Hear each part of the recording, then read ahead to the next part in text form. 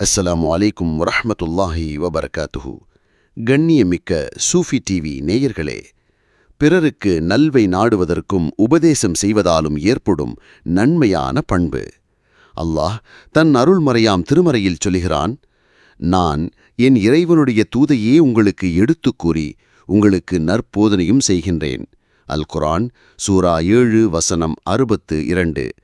நம் கண்மணி நாயகம் ஹஜ்ரத் ரசூலே அக்ரம் ஸல்லல்லாஹு அலைஹி வஸல்லம் அன்னவர்கள் கூறினார்கள், உங்களில் ஒருவர் தன் சகோதரனுக்கு ஆலோசனை வழங்கினால் அதை அவருக்கு நல்ல முறையில் வழங்கட்டும். அறிவிப்பாளர் ஹஜ்ரத் யஸீத் பின் ஹக்கீம் ரதியல்லாஹு அன்ஹு அன்னவர்கள். ஆதார நூல் அல் இசாபா 339ஆம் ஹதீஸ். பெருமானாரிடம் ஒப்பந்தம். நாங்கள் தொழுகையை நிலைநாட்டி ஜக்காத்தை வழங்கி அனைத்து முஸ்லிம்களுக்கும் நல்வை நாடுவோம் என்று பெருமானார் ஹஜ்ரத் ரசூல் ஸல்லல்லாஹு அலைஹி வஸல்லம் அன்னவர்களிடம் ஒப்பந்தம், அதாவது பையத் செய்தோம். அறிவிப்பாளர் ஹஜ்ரத் ஜரீர் பின் அப்துல்லாஹ் ரதியல்லாஹு அன்ஹு அன்னவர்கள். ஆதார நூல் ஸஹீஹ் புகாரி ஷரீஃப் 1401ஆம் ஹதீஸ்.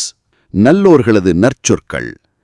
மக்களுக்கு நலவை நாடுபவர்கள் பூமியில் அல்லாஹ்வின் பிரதிநிதிகளாவார் கூறியவர்கள் ஹஜ்ரத் ஹசன் பஸ்ரி ரஹ்மஹுல்லாஹ்.